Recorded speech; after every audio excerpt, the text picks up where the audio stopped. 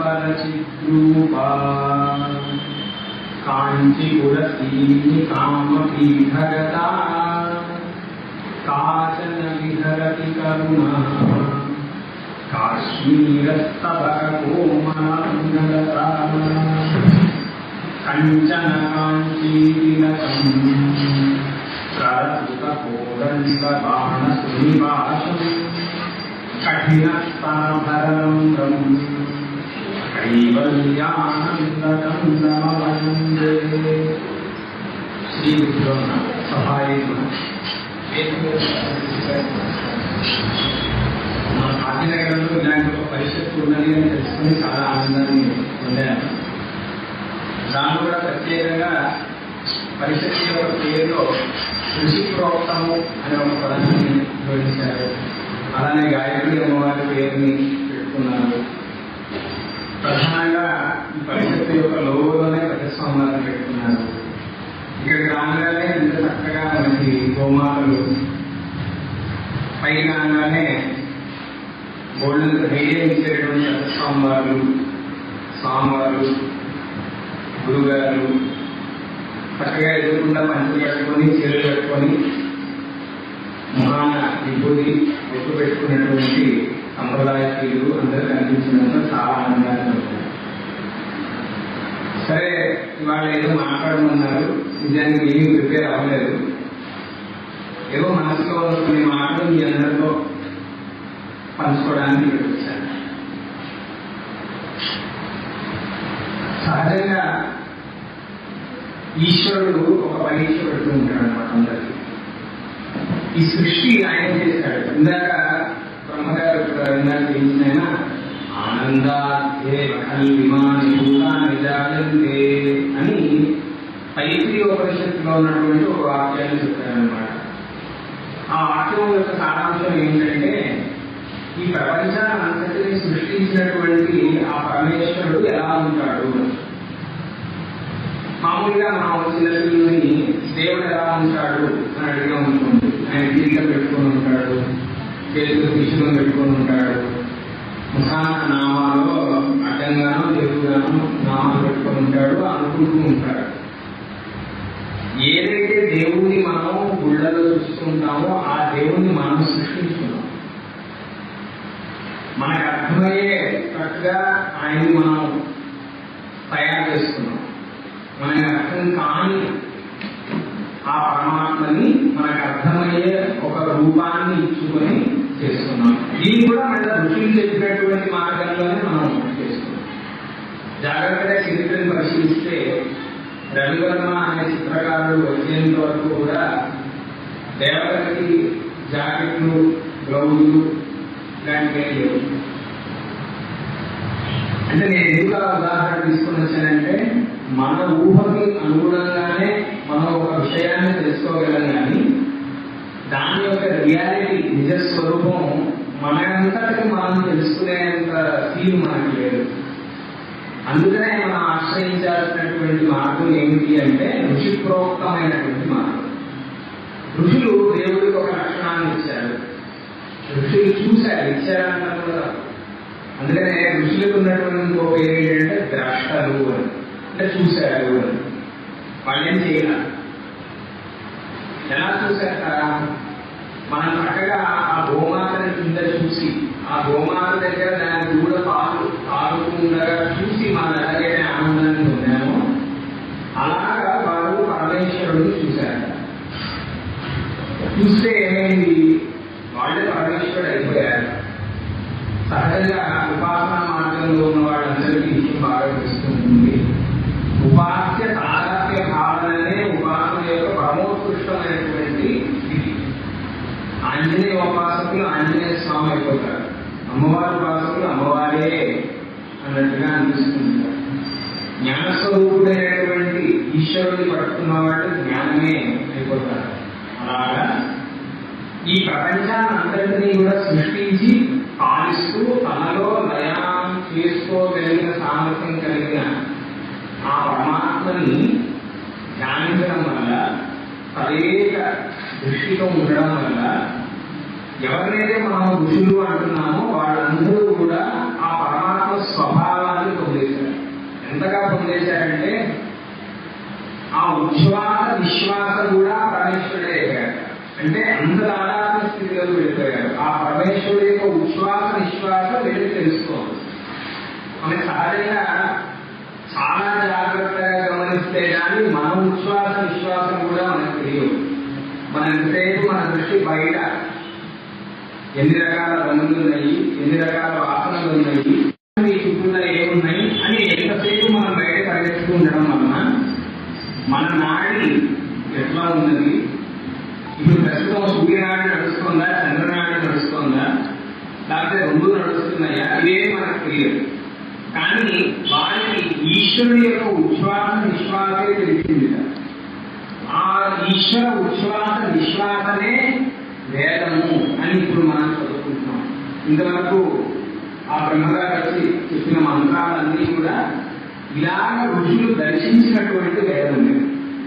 కాబట్టి దేవుడు ఎలా ఉంటాడు అని మనం చాలా చిన్నపిల్లలను అడిగినప్పుడు చిన్నపిల్లల లాంటి మన అందరం కూడా దేవుడు అంటే చాలా మంచి నగలు ఆభరణాలు పెట్టుకొని ఉంటాడు, ఆయన చాలా వాహనాలు ఉన్నాయి, ఆయన చేతిలో కోళ్ళన్న ఆయుధాలు ఉంటాయి అన్నంత వరకే తెలుసుకోగలుగుతాం. కానీ ఈ అందరి దేవుళ్ళలోనూ అంతర్లీనంగా ఉన్నటువంటి ఆ పరమాత్మ ఎలా ఉంటాడు అనే విషయం పరిపాలించబడుతుందో అనగా మనందరికీ కూడా చూడంగానే మన ఎదురుగా ఇన్ని విషయాలు కల్పించాలి, కనిపించాలి అని ఎవరు చెప్పారు?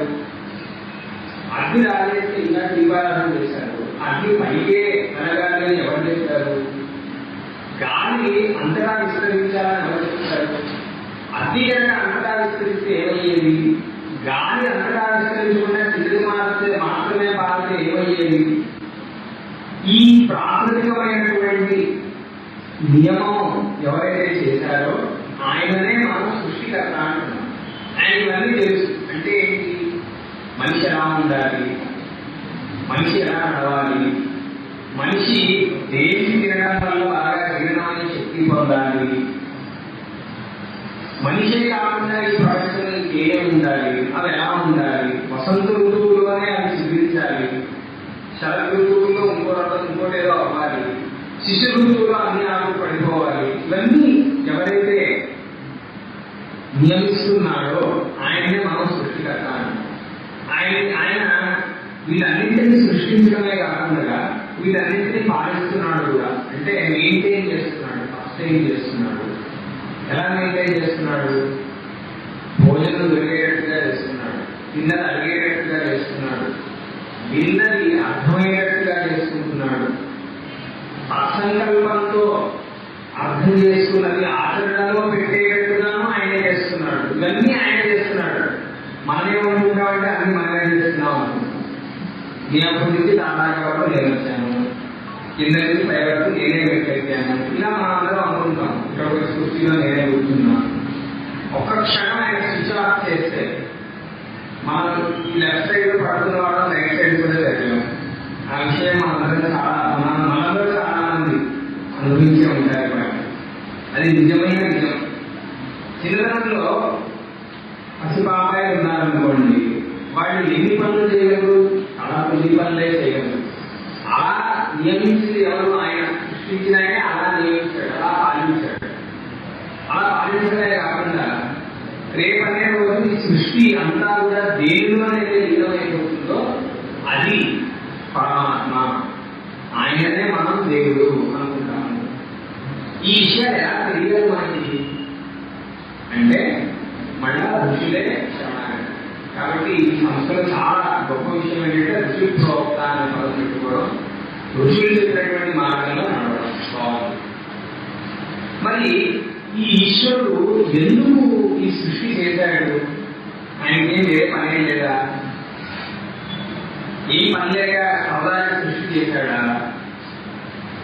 ఇంకా వేరే పనులు ఏమైనా చేస్తూ ఉంటాడా ఆయన? అంటే మామూలుగా మన పిల్లలు మిగతా వాళ్ళు అడుగుతుంటారు, మీరు ఏం చేస్తుంటారండి అని అడుగుతుంటారు.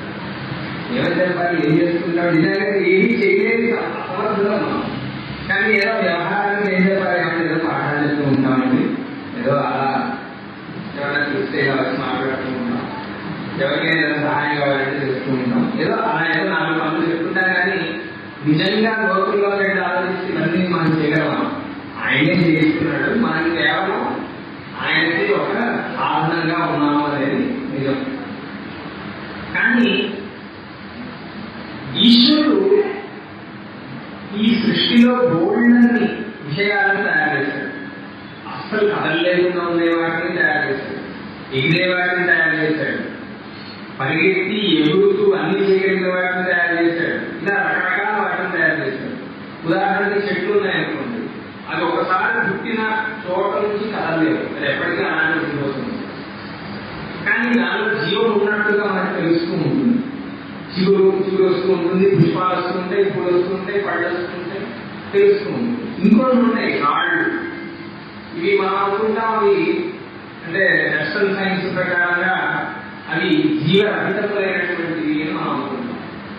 కానీ సృష్టించిన వాడు అన్నింటినీ తానే సృష్టించినప్పుడు కారణంలో ఉన్నటువంటి గుణాలన్నీ కూడా కార్యంలో ప్రకటించినట్టుగా, మన పిల్లలు మన పోలికలతోనే ఉన్నట్టుగా, మనం ఏదైతే సైన్స్ ప్రకారంగా అచేతనం అనుకుంటున్నామో నిజానికి అది కూడా సచేతనమే.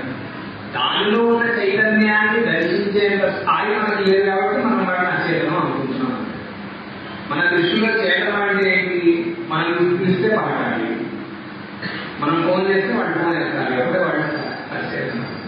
మనకి కావాల్సినటువంటి పళ్ళు ఇవ్వాలి, అప్పుడే సచేతనం అని మనం అనుకుంటాం. మనుషులు మనం చాలా స్వార్థపరంగా మన కోసం ఉన్న వాటిని మనం సచేతనంగా భావిస్తున్నాం. కానీ అవి కూడా ఏవైతే మనం నాన్ లివింగ్ బీయింగ్ అనుకుంటామో అవి కూడా ఆ ఈశ్వరుడి నుంచి వచ్చాయి. ఇలా రకరకాల వాటిని ఆయన తయారు చేశారు.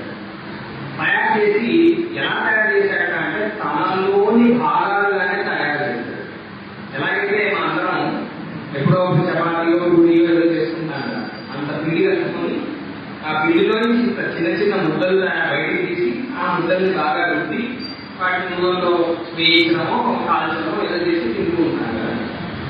మీరు 2 పదాలను తింటారు, బ్రహ్మాండము, పిండాండము. ఇది కూడా అలానే జరిగింది. ఆ బ్రహ్మాండంలో నుంచే ఈ పిండాండాలన్నీ కూడా బయటకు వచ్చాయి.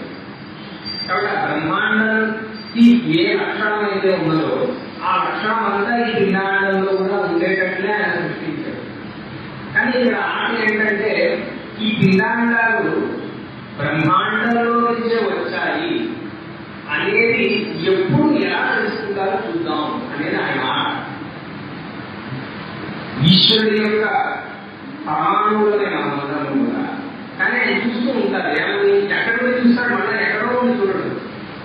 అంతర్లీనంగా అంతటా ఉంటూ, అంతటా ఉండి అంతర్లీనంగా ఉంటూ గమనిస్తూ ఉంటాడు. వీడు నిజంగా దేనిలో నుంచి అయితే వచ్చాడో దాని వరకు పొందుతాడా లేదా. మనకి చాలా గేమ్స్ ఉంటుంటాయి కదండి, చాలా రకరకాల లెవెల్స్ ఉంటూ ఉంటాయి. అలాగే ఇది కూడా ఇప్పుడు ఎప్పుడు తెలుసుకుంటాడు. ఇంకా చాలా గొప్ప విషయం ఏంటంటే మనిషికి మాత్రమే ఈ సృష్టిలో ఎన్ని రకాలైనటువంటి జీవాలు ఉన్నాయో అన్ని రకాలుగాను తనని తాను మార్చుకోగలిగినటువంటి సామర్థ్యం కలిగిన మనస్సుని ఇచ్చాడు. అందుకనే మనందరికీ మనం ఏమని తీసుకుంటామంటే మనిషి అని తీసుకుంటాం.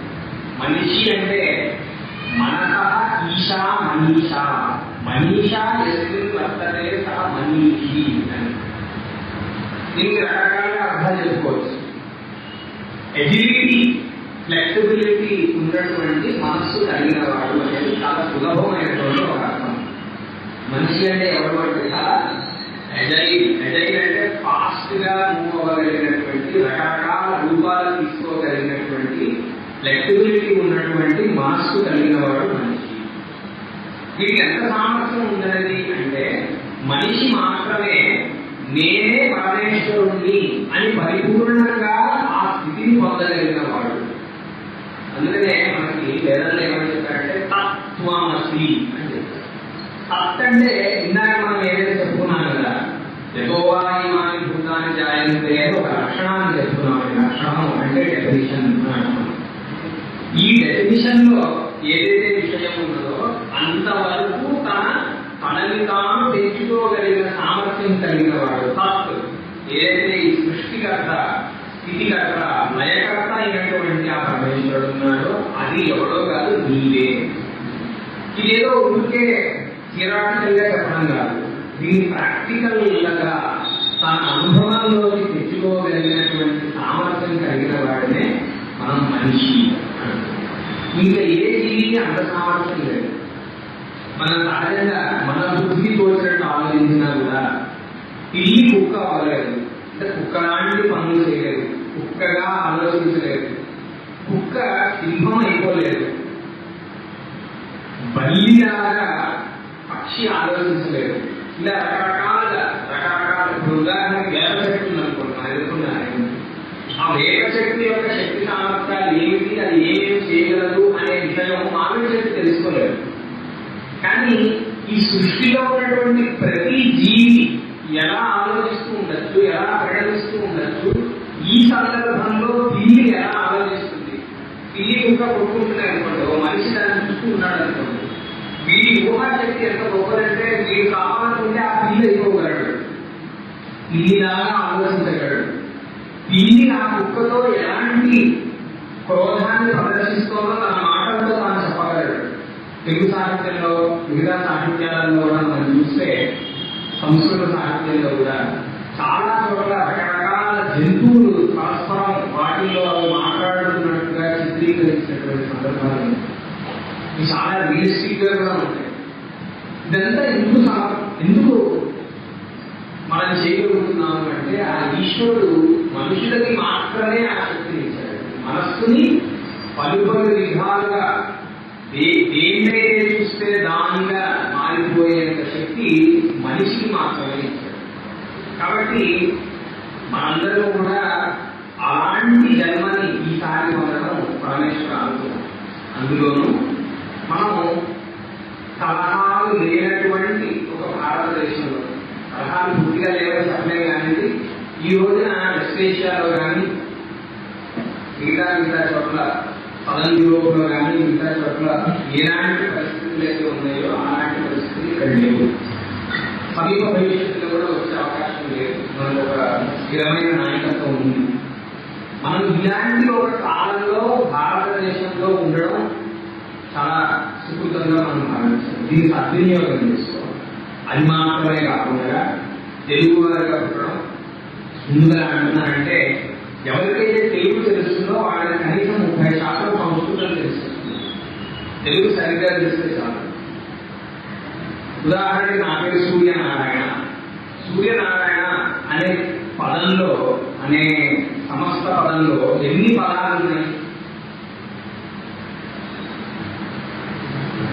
2 పదాలు ఉన్నాయి. ఇది పక్కన మీరు చెప్పగలుగుతున్నారు కదా.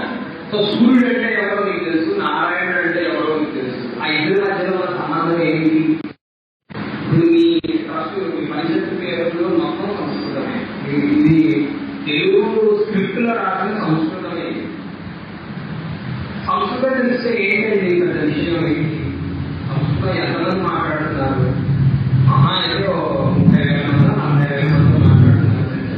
అలాగే ఒక 30 లక్షల మంది మాట్లాడుతున్నారు. అయితే ఏంటిదా అంటే, ఈ సంస్కృత భాషలోనే ఋషులు ఏదైతే సీక్రెట్ అనేదానికి అర్థం ఏంటంటే ఎవరికి కనిపించకూడదు అని కాదు, వెతుకుతే కానీ కనబడని రహస్యం అనేది. వెతుకుతే కానీ కనబడని చాలా విషయాలని కూడా సంస్కృతంలో ఉన్నాయి. కాబట్టి సంస్కృతానికి దగ్గరగా ఉన్న భాషని మనందరం కూడా మాట్లాడటం చాలా గొప్ప విషయం. అందులోనూ ఇలాంటి ఒక పరిషత్తులో గురువుగారు లాంటి నాయకులు మీకు దొరకగా, మీరు ఆ పరమేశ్వరుడు మనందరికీ ఇచ్చినటువంటి జిలుగు ప్రశ్న, వెళ్ళు అంటారు కదా ఇంగ్లీష్లో, అలాంటి ప్రశ్నకి సమాధానం దొరికించుకోవడం చాలా సులభం.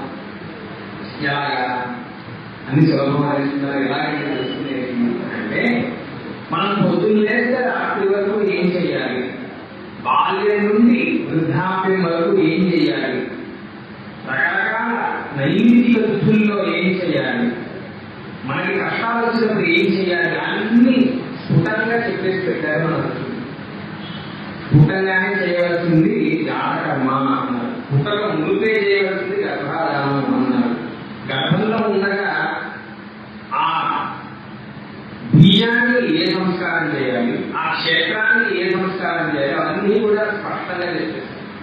సంస్కారం అంటే ఏంటి అంటే దోషాలను పోగొట్టి గుణాలను చేకూర్చేటటువంటి ఒక ప్రక్రియ.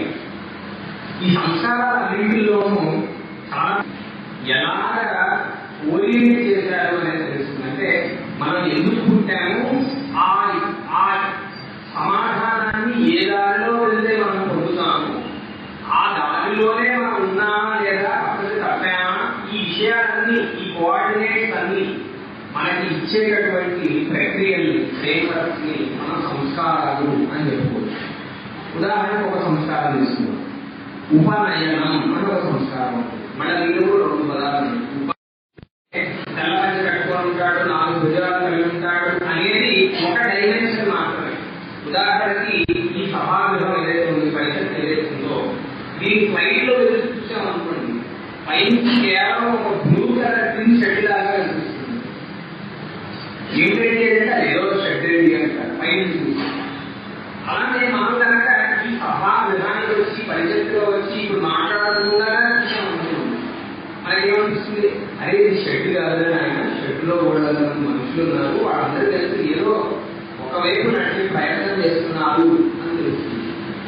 అదే కొంచెం బయట నుంచి రోడ్డు మీద నుంచి చూశారనుకోండి, వీళ్ళకి ఏవో కొన్ని ఆవులు ఉన్నాయి, సాయంత్రం కూడా అందరూ కలిసి మాట్లాడుకుంటున్నారు, ఇంట్లో ఉంటే కోసం కాకూడదు అని అనుకోవచ్చు. సైకిల్ చూసేవాడు ఎలా అనిపిస్తుంది. ఇప్పుడు ఏది నిజం, ఏది అబద్ధం చెప్పాలి, ఇది దీని షెడ్ కాదు అని చెప్పడానికి లేదు. వీళ్ళందరూ కలిసి ఒక మార్గంలో ప్రయాణం చేయడానికి ప్రయత్నిస్తున్నారు అనేది అబద్ధం కాదు. వీళ్ళందరూ సాయంత్రం కూడా హాయిగా కాలక్షేపం చేస్తున్నారు అనేది అబద్ధం కాదు. ఈ 3 నిజాలే. కానీ ఏ సందర్భంలో ఎలాంటి డైమెన్షన్ మనకు కావాలి, ఎలాంటి వ్యూ మనకు కావాలి అనేది మనం జాగ్రత్తగా చూడాలి. కాబట్టి ఇక్కడ ఏం చెప్పారు అంటే, బ్రహ్మగారి యొక్క లక్షణం ఇందాక మనం యెహోవాయని చెప్పుకున్నట్టుగా ఆయన స్వరూపం ఎలా ఉంటుంది అంటే సచ్చిదానంద స్వరూపం ఉంటుంది. సత్, చిత్, ఆనందం అని 3 పదాలు చెప్పారు. సత్ అంటే ఉండడం. మీలో కొంతమంది సంస్కృతం ఏమైనా చదువుకొని ఉంటే, సంస్కృతంలో శబ్దమంజరి అని ఒక పుస్తకం ఉంది. ఎవరైనా సంస్కృతం చదువుకోవాలంటే మొదట్లో ఆ పుస్తకాన్ని పట్టుకోవాలి. దానిలో మొదట్లో శబ్దాలు ఉంటాయి, తర్వాత సమాసాల గురించి చెప్తారు, చివరిలో ధాతువుల గురించి చెప్తారు. ఆ ధాతువుల్లో ఒక ధాతువు ఇలా ఉంటుంది, భూసత్తాయా.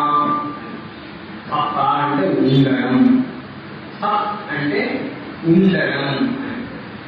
నేను ఉన్నానా నేనా అనే సంశయం ఎప్పటికీ మనకు కలగదు. ఎల్లప్పుడూ మనకు ఉండే ఒక ఎరుక ఏమిటంటే నేను ఉన్నాను అని. నేను ఎక్కడ ఉన్నాను, ఎలా ఉన్నాను, ఎవరితో ఉన్నాను, ఇవన్నీ తర్వాత విషయాలు. నేను ఉన్నాను అనేది మాత్రం నిరంతరంగా అందరికీ తెలుస్తున్నటువంటి ఒక ఎరుక. 2 చిత్. చిత్ అనే దానికి ఆంగ్ల భాషలో మనం అవేర్నెస్ అని చెప్తాం. తెలుగులో చెప్పుకోవాలంటే ఎరుక. నాకు తెలుస్తోంది, నేను ఎరుకతోనే ఉన్నాను. ఎవరో కూర్చొని మాట్లాడుతున్న మాటలు నాకు తెలుస్తున్నాయి అని నాకు తెలుసు.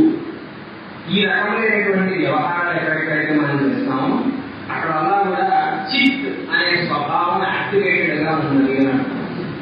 కాబట్టి సాఫ్ట్ అంటే ఉండడం, చిత్ అంటే ఎరుక, ఆనంద అంటే ఎప్పుడూ నాకు ఒకటి కావాలి అని అనిపిస్తుంది. ఆ ఒకటి, ఆ విషయమే ఆనందం. కాబట్టి బ్రహ్మగారు ఎలా ఉంటారంటే సచ్చిదానంద స్వరూపుడిగా ఉంటారు అని. మరి ఈ సచ్చిదానంద స్వరూపుడైనటువంటి బ్రహ్మ గురించి మనం ఎటువైపు నడవాలి తెలియజేసేటటువంటి సంస్కారమే ఉపనయన సంస్కారం. అంటే అక్కడ గురువు అంటే జ్ఞానమే. జ్ఞానం అంటే మళ్ళీ అనుభూతి. మామూలుగా మనం ఇంగ్లీష్ లో మాట్లాడుకోవాలంటే నాలెడ్జ్ అనేది ఇన్ఫర్మేటివ్ గాను ఉండొచ్చు, ఎక్స్పీరియన్షియల్ గాను ఉండొచ్చు. ఇక్కడ ఏదైతే మనం ఉపనయనంలో అందుకోవాల్సినటువంటి జ్ఞానం ఉన్నదో అది ఎక్స్పీరియన్షియల్ నాలెడ్జ్ అన్నమాట. అంటే అనుభవంలోకి తెచ్చుకోవాల్సినటువంటి జ్ఞానం. ఆ అనుభవంలోకి ఎవరిని తెచ్చుకోవాలి అంటే ఇందాక మనం చెప్పుకున్నటువంటి ఆ బ్రహ్మగారిని తెచ్చుకోవాలి. ఆ బ్రహ్మగారిని తెచ్చుకోవాలి అంటే మన ఇంద్రియాలేమో బయటికి లాగుతూ ఉంటాయి. చేతులేమో ఏదో దాన్ని పట్టుకోవాలి, తీయాలి, లాగాలి, తిరగాలి అనుకుంటూ ఉంటాయి. కళ్ళేమో రకరకాల రంగులు చూడాలి అని అనుకుంటూ ఉంటాయి. పాదాలేమో నేను రకరకాల చోట్లకు వెళ్ళాలి అని అనుకుంటూ ఉంటాయి. ముక్కేమో నిన్న నేను పీల్చిన ఆ సుగంధాన్ని నేను మళ్ళా పీల్చాలి అనుకుంటూ ఉంటాయి. ఈ రకంగా మనల్ని ఈ ప్రపంచంలో రకరకాల చోట్లకి తీసుకొని వెళ్ళిపోతూ బయటకే తీసుకొని వెళ్ళిపోతూ ఉండేవి ఇంద్రియాలు. కాబట్టి సహజంగా మనిషిని కనుక వదిలేస్తే ఆ బ్రహ్మగారి పరీక్షకి లోనయ్యి ఆ ఎగ్జామినేషన్ లో సరిగ్గా పాస్ అవ్వలేక హిందీలో చెప్పినట్టుగా భటకన అంటారు. అక్కడికి ఇక్కడికి దేశ దిగుబడి తన లక్ష్యమేమో తనకి తెలియక తిరుగుతూ ఉంటాడు. మనల్ని మనం గమనించుకున్నా సరే చిన్నతనంలో మనందరం ఏమనుకుంటామంటే నాకు మంచి స్నేహితులు ఇష్టమైనటువంటి తిండి చిన్న చిన్న జిలేబీలు ఏవో చాక్లెట్లు బిస్కెట్లు దొరికితే బాగుంటాయి అని అనిపిస్తుంది. కొంచెం పెద్దవాళ్ళం అవ్వగానే ఈ క్లాస్ రూమ్ లో ఉన్న వాళ్ళందరికంటే కూడా నేనే గొప్పవాడిగా టీచర్ నన్ను గుర్తించాలి, ప్రిన్సిపల్ నన్ను గుర్తించాలి, ఈ ఆటలో నేనే గెలవాలి, వాడు ఓడిపోవాలి, ఈ రకంగా మనం ఆలోచిస్తున్నాం. ఇంకొంచెం పెద్దవాళ్ళం అయితే నాకు ఆ ఉద్యోగం కావాలి, పర్మనెంట్ ఉద్యోగం కావాలి, దాంట్లో హైట్ కావాలి, దాని తర్వాత బైక్ కొనుక్కోవాలి, దాని తర్వాత పెళ్లి అవ్వాలి. ఇలా మన జీవితంలో చూసుకుంటే ప్రతినిత్యం నేను కాకుండా నాకు ఇంకోటేదో కావాలి, నాకు నేను కావాలి, నాకు నేనుంటే చాలు, నన్ను నేను పూర్తిగా తెలుసుకుంటే చాలు అనే స్థితిలో మనం ఉన్నాం సహజంగానే. సమాజం కూడా మనం అలా ఉండలేకపోదు. సమాజానికి ఏంటంటే తెలుసుకున్న వాళ్ళని చూస్తే ఓర్చుకోలేదండి. అందరికీ సహజంగానే సమాజం అడుగుతుంటుంది, ఏమంటే పెళ్ళైందని వాడికి ఎంతమంది పిల్లలు, ఏం సంగతి, వాడికి ఏమైనా ఉద్యోగం వచ్చిందా, ఎంతసేపు మనకి బయటికి తోయడానికి ఈ తత్వమతి అనే స్థాయి వరకు వెళ్ళవచ్చు. కానీ ఆ మనసుని దుర్వినియోగం చేసుకోవడం అంటే ఏంటంటే అక్కడ లేని విషయాన్ని మాత్రమే గుర్తుపెట్టుకోవడం. ఎవరైతే మనల్ని అనకూడని మాటలు అన్నారో ఆ మాటల్ని మాత్రమే గుర్తుపెట్టుకోవడం.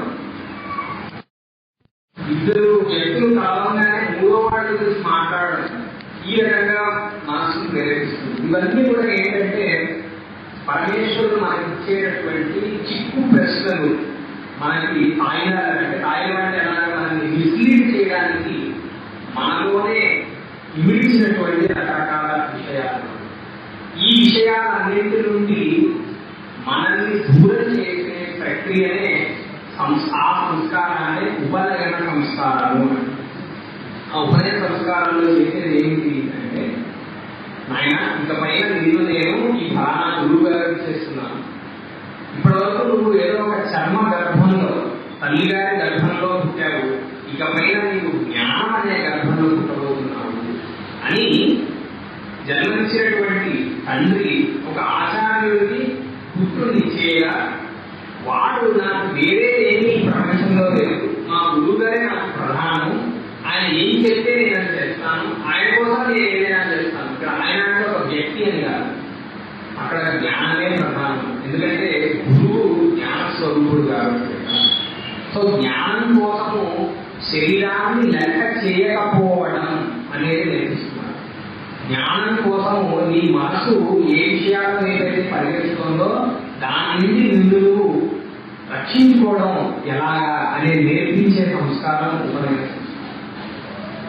ఇలాగా నిరంతరంగా ఇంద్రియ జాలానికి కానీ, మనస్సు విసిరేటటువంటి జాలానికి కానీ, బుద్ధిగతమైనటువంటి దోషాలకు కానీ లోను కాకుండా త్రిసంధలు అంటే 3 పూట్ల సంధ్యావనం చేసుకుంటూ, ఆ సంధ్యావనాలను కూడా మామూలుగా మనం ఎవరైనా పెళ్లిలో ప్రధానమైనది ఏంటండి అని అడిగామనుకోండి, ఏమంటారు?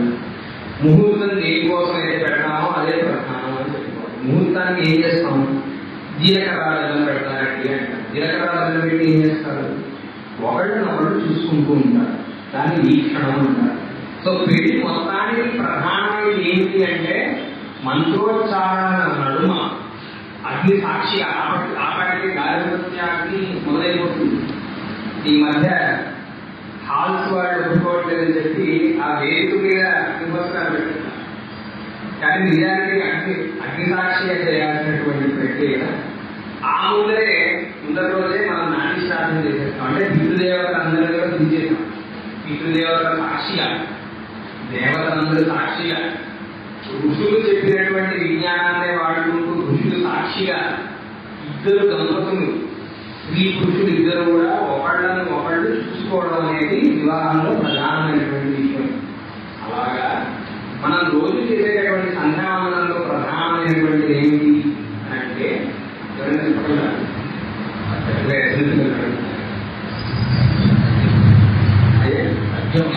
అర్ఘ్య ప్రధానం. అర్ఘ్య ప్రధానం దగ్గరలో ఉన్నారు మీరు. ఉద్యంచారే దేవం వహంతి వేద అని మనం ఏదైతే ఒక మంత్రం చెప్తున్నామో ఆ మంత్రంలో అసావా నిత్యో బ్రహ్మ అని ఏదైతే చెప్తున్నామో అది ప్రధానం. అంటే మిగతావన్నీ అప్రధానం అని కాదు, మిగతావన్నీ ఆ స్థితిని పొందింపజేయడానికి కావాల్సినటువంటి అంగాలు. అసావా నిత్యో బ్రహ్మ అంటే ఏంటి? ఆ ఎదుగుకుండా ఉన్నటువంటి సూర్యమండలాంతర్గతుడైనటువంటి పరబ్రహ్మ ఎవడైతే ఉన్నాడో ఆయన ఎవడో దూరంగా ఉన్నవాడు కాదు నాయన.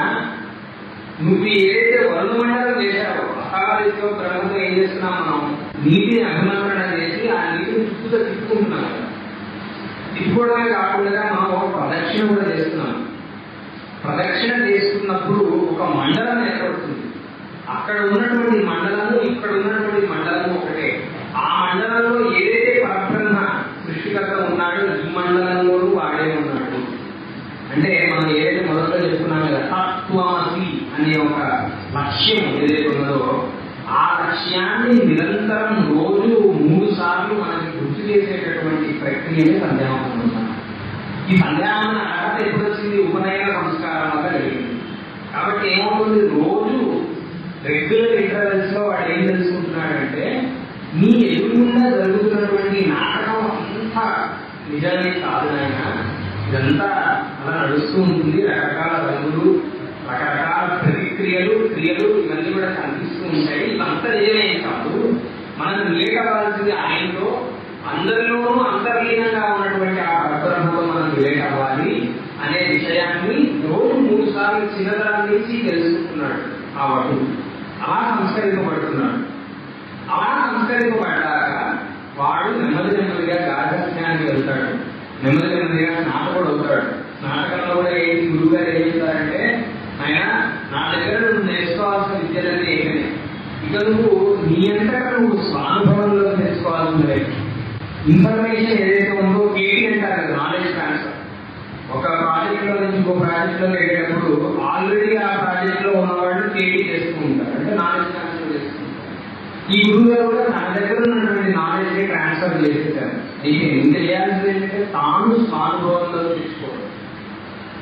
ఈ పనిని నెమ్మది నెమ్మదిగా మొదలు పెడుతూ ఉంటారు. చెప్పొచ్చేది ఏంటంటే ఈ ఋషులు ఏవైతే వ్యవస్థలు ఏర్పరిచారో ఇవన్నీ కూడా ఆ పరమేశ్వరుడు చిద్విలాసంతో చూస్తూ ఉంటాడు అనుకున్నాను కదా.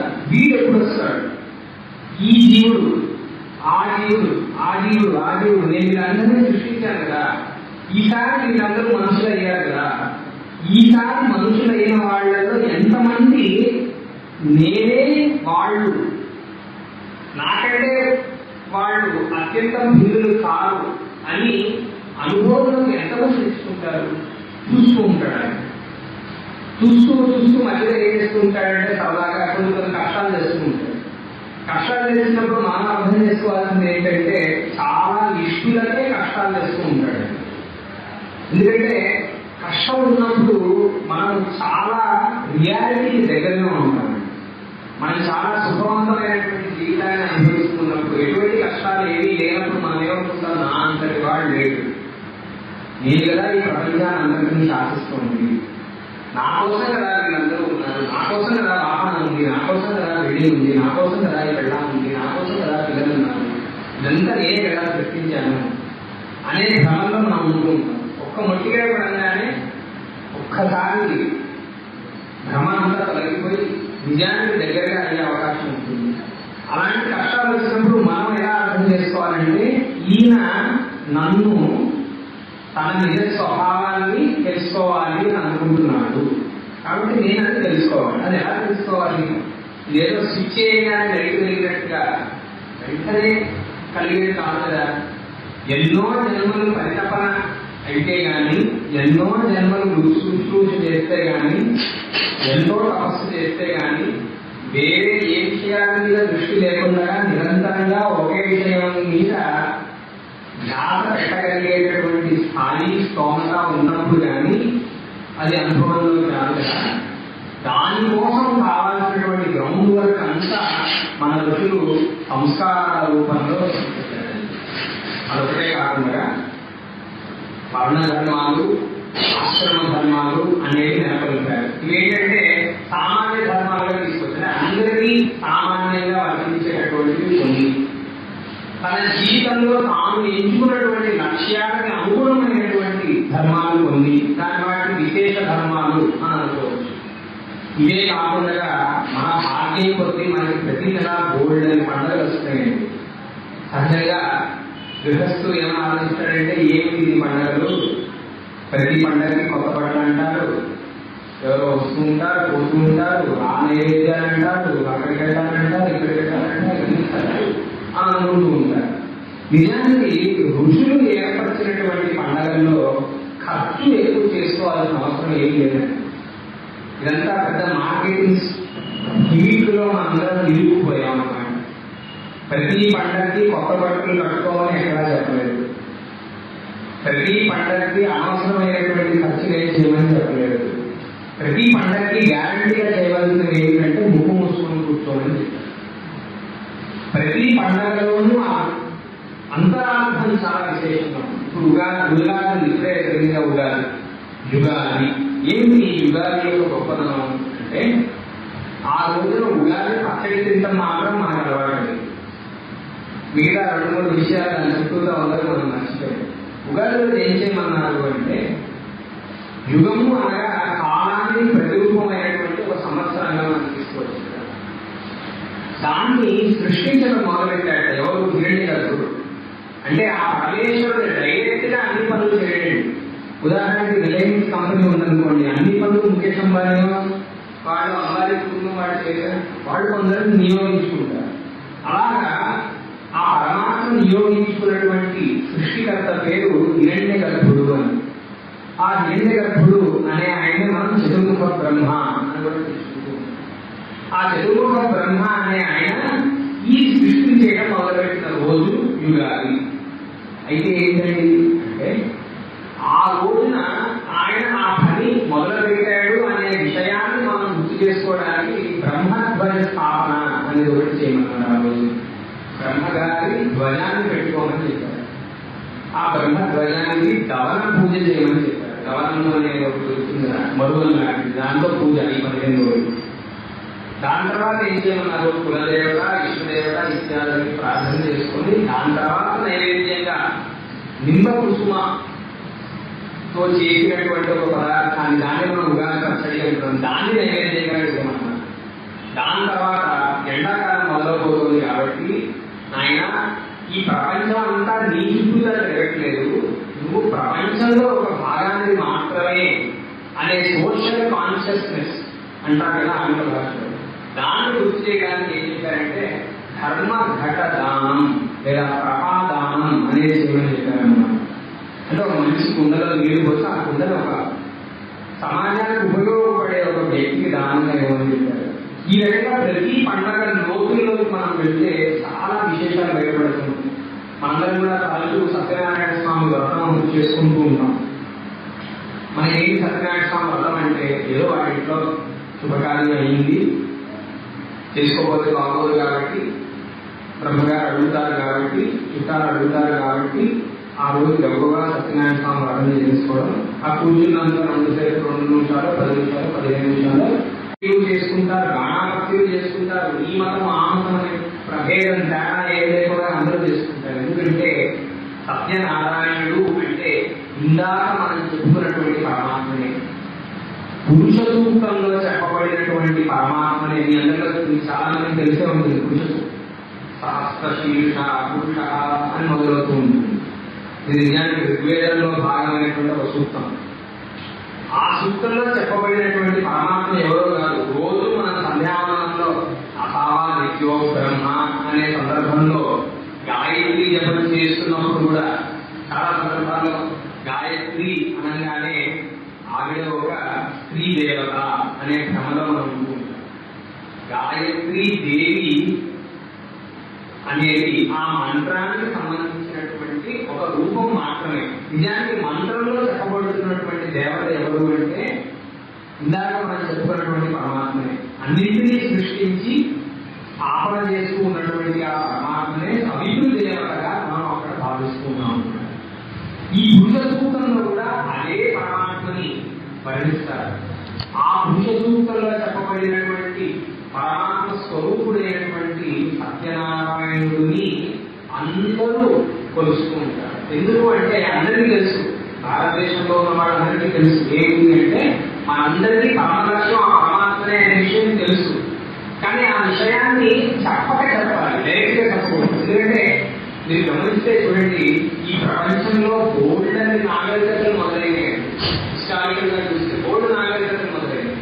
ఈజిప్షియన్ నాగరికత మొదలైంది, మెసోపొటేమియన్, మయన్, ఇలా రకరకాల నాగరికతలు మొదలైనవి. దీనిలో ఎన్ని మిగిలాయి అని చూస్తే మొదటి నుంచి ఉన్నటువంటి నాగరికతలు ఏమీ లేవు. మనం చర్చిస్తాం, మనల్ని వదిలేసి మిగతా ఏది చూసినా సరే అక్కడే పుట్టి పెరిగిన వాళ్ళకు కూడా అది ఏంటి అనేది తెలియదు. ఈజిప్ట్ లో ఉన్నటువంటి పెద్ద పెద్ద గుళ్ళు ఉన్నాయి, చాలా పెద్ద గుళ్ళు, వాటిని పిరమిడ్స్ అనుకుంటారు. ఆ గుళ్ళల్లో ఉన్నటువంటి దేవత ఎవరు, దాని ఉపాసన మార్గం ఏమిటి, వాళ్ళు చెప్పినటువంటి పంథా ఏమిటి అనేది అక్కడితో వాళ్ళకి తెలియదు. రకరకాల దేశాలలో చాలా పాత హిస్టారికల్ సైట్స్ ఉన్నాయి, దాంట్లో ఇంకా ఇన్స్క్రిప్షన్స్ అవన్నీ ఉన్నాయి. దాంట్లో ఏం చెప్పారు ఎవరికి తెలియదు. మనం మాత్రమే ఇంకా అనుష్ఠితంగా అనిశ్చితంగా అదే పరంపరలో కనీసం 3-4 వేల ఏళ్ల నుంచి కూడా మనం ఈ రోజు ఎలాగ వివాహం చేసుకుంటున్నామో అలానే చేసుకుంటున్నాం, ఈ రోజు ఎలా ఉపనయనం చేసుకుంటున్నామో అలానే చేసుకుంటున్నాం, ఎలా గుళ్ళని కట్టుకోవాలని చెప్పారో అలానే కట్టుకుంటున్నాం, అలానే విగ్రహ ప్రతిష్టలు చేస్తున్నాం, అన్ని అలానే జరుగుతుంది. ఇంత అవిచ్ఛిన్నంగా ఉన్నటువంటి పరంపర ఇంకా ఏ సంస్కృతికి లేదు. అలాంటి అవిచ్ఛిన్నమైనటువంటి ఋషిప్రోక్తమైనటువంటి సంస్కృతిలో మనం ఉండడమే మన గొప్పదనం. అలా ఉంటూ మన ఋషులు ఇచ్చినటువంటి సంస్కారాలను మనం జరుపుకుంటూ మన పెద్దలు ఏర్పరిచినటువంటి కులదేవత ఆరాధనలు ఇత్యాదుల్ని అనుసరిస్తూ మన గురువులు మనకు సూచించినటువంటి ఇష్టదేవత ఉపాసన మార్గాల్ని అనుసరిస్తూ మన ఋషులు మన కోసమే తయారు చేసినటువంటి ప్రస్థానత్రయాన్ని మార్గాలను అందరూ వినుంటారు. ప్రస్థానత్రయం అన్నదండి. ప్రస్థానం అంటే మెట్టు అని అర్థం, త్రయం అంటే మూడు మెట్లు. దేనికి? ఇంకా చెప్పిన పరమాత్మని పొందడానికే. ఏమిటా 3 మెట్లు? భగవద్గీత, బ్రహ్మసూత్రం, ఉపనిషత్ అని 3 మెట్లు. ఈ 3 మెట్లకి సరిగ్గా పట్టుకోవడానికి ర్యాలీ ఉన్నట్టుగా మిగతా పైకి ఎక్కేటప్పుడు పక్కన పట్టుకోవడానికి ర్యాలీ ఉంది కదా, అలాంటి ర్యాలీయే శంకరాచార్యుల వారి భాష్యం. సాక్షాత్తుగా మీరు ఉపనిషత్తులు తీసి చదువుకుంటే మీరు ఎక్కడా సరిగ్గా అర్థం చేసుకోలేమో అని మనందరినీ జాలితో వారు రాసినటువంటి భాష్యం, మనందరినీ ఒకవైపు నడపడానికి వారు చేసినటువంటి పెద్ద కృషి ప్రధానత్రయ భాష్యం. ఈ రకంగా మనకి గోల్డంత సంపద ఉందండి. మన పండగలు మన సంపద, మన ధర్మాలు మన సంపద, మన గుళ్ళు గోపురాలు మన సంపద, మన పుణ్యక్షేత్రాలు మన సంపద. ఏ ఒక్కదాన్ని సరిగ్గా పట్టుకున్నా కూడా మన లక్ష్యాన్ని మనం పొందేస్తాం. అంటే ఈశ్వరుడు ఎంత విచిత్రంగా మనిషి శరీరంలోనే వాడిని డివియేట్ చేయడానికి ఎన్నో విషయాలు పెట్టాడు. మనిషి జీవితంలోనే వాడిని ఏమార్చడానికి రకరకాల సంఘటనల్ని పరిస్థితుల్ని కల్పిస్తున్నాడు. అట్ ది సేమ్ టైం అదే సందర్భంలో ఈ మనిషి ఆ పరమేశ్వరుడిని పొందడానికి కావాల్సినటువంటి విషయాన్ని గోల్డెన్ పెట్టాడు. ఏ ఒక్కదాన్ని సరిగ్గా పట్టుకున్నా కూడా మనం అదే డెస్టినేషన్ పొందబోతున్నాం.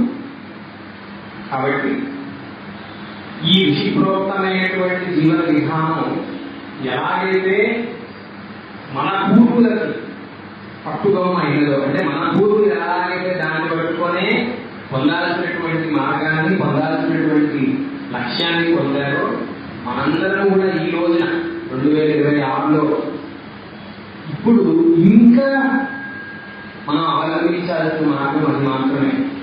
ఇప్పుడు ఇంకా ఎక్కువ మనం అవలంబించాల్సినటువంటి మార్గం. ఎందుకంటే ఇప్పుడు మనకు ఆప్షన్స్ చాలా ఉన్నాయి. మనకు తెలియట్లా ఏది వైదికము ఏది వైదికం కాదు. మనకు తెలియట్లా పెద్ద పెద్ద బొట్టులు పెట్టుకొని అంత పెద్ద పెద్ద రుద్రాక్ష మార్గంలో వేసుకున్నంత మాత్రాన అది పూర్తిగా వైదిక మార్గం అనుకోవడానికి వీలేదు. కల్ట్ ఫార్మేషన్ అనేది దానికి మనం కొంచెం దూరంగా ఉండడమే సహజంగా శ్రేయస్కరం. ఋషిప్రోక్తమైనటువంటి మార్గంలో ఉండడమే మనకి అభ్యుదయానికి మార్గం. అంటే ఎలా తెలుస్తుందండి ఇది ఋషిప్రోక్తం ఇది ఋషిప్రోక్తం కాదు? ఎలా తెలుస్తుంది అంటే కొంచెం విజ్ఞానం మనం ప్రదర్శించాలి, కొంచెం సంస్కృతం చదువుకోవాలి, కొంచెం మూల గ్రంథాలను మనం మళ్ళా తిరగవేయాలి. కొంచెం రామాయణం మహాభారతం ఇత్యాది ప్రవచనాలు గోల్డెన్ వచ్చేసాయి. ఇప్పుడు మన చేతిలోనే ప్రపంచం ఉంది. ఏం కావాలంటే అది మన నొప్పితే అది వచ్చేస్తుంది.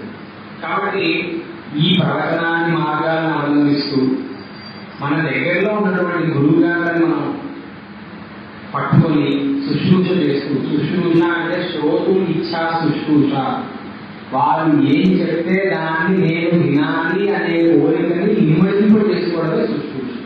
కాబట్టి దగ్గరలో ఉన్న గురువులు ఎవరైనా ఉంటే మళ్ళీ వాళ్ళని కొంచెం ఆశ్రయించడం, అలాగే కొంచెం సంస్కృతం చదువుకొని మన గ్రంథాలు భగవద్గీతను మొదలు పెట్టచ్చండి. భగవద్గీతలో కూడా మీరు 16వ అధ్యాయంలో మొదలు పెట్టారనుకోండి, చాలా సులభంగా ఉంటుంది. దానిలో దైవీ సంపత్తి అంటే ఏంటి, ఆసురీ సంపత్తి అంటే ఏంటి, ఏలాంటి విషయాలు ఆసుర విషయాలు, ఎలాంటి మాట, ఎలాంటి పూజ, ఇవన్నీ మనకు బాగా తెలుస్తాయి. దానిలో సత్వం అంటే ఏంటి, రజస్ అంటే ఏంటి, తమస్సు అంటే ఏంటి, రకరకాల విషయాలు ఉన్నాయి. నెమ్మదిగా చదువుకుంటూ వెళ్ళచ్చు. బోల్డ్ మంది దాన్ని ప్రసిద్ధి చేశారు ఆల్రెడీ. మనకి ప్రచారంలో బోల్డ్ అనే భగవద్గీతలు ఉన్నాయి. కాబట్టి ఏదో ఒక భగవద్గీత తీసుకొని ఆ శ్లోకాన్ని జాగ్రత్తగా చదువుకుంటూ వెళ్ళినా మనం ఒకవైపు వెళ్ళగలం.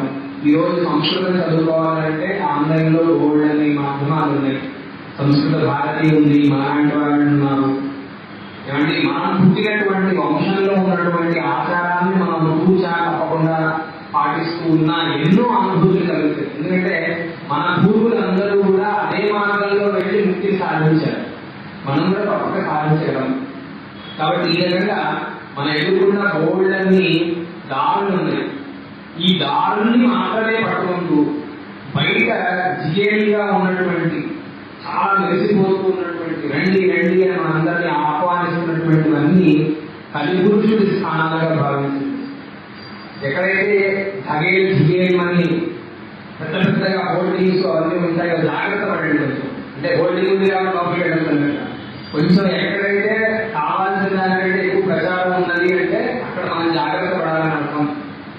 అలా మన విచారణము, మన తపస్సు, మన కులానికి సంబంధించినటువంటి ధర్మాలు, మన గురువుగారు మనకి ఇచ్చినటువంటి మంత్రాలు, వీటన్నింటినీ మనం సాధన చేసుకుంటూ సంస్కృతాన్ని గట్టిగా పట్టుకుంటూ శాస్త్రాధ్యయనం చేస్తూ విచారణ చేసుకుంటూ ఉంటే మన మార్గం మనకి తేటగా అయిపోతుంది.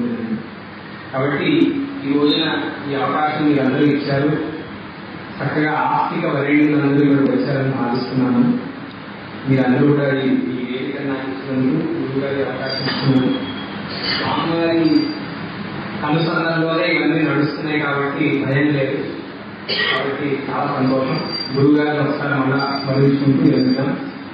ఓం గురు బ్రహ్మ గురు విష్ణు గురుదేవో మహేశ్వర గురు సాక్షాత్ పరం బ్రహ్మ తస్మై శ్రీ గురవే నమః. శ్రీ గురుభ్యో నమః. హరి ఓం. నమస్కారం.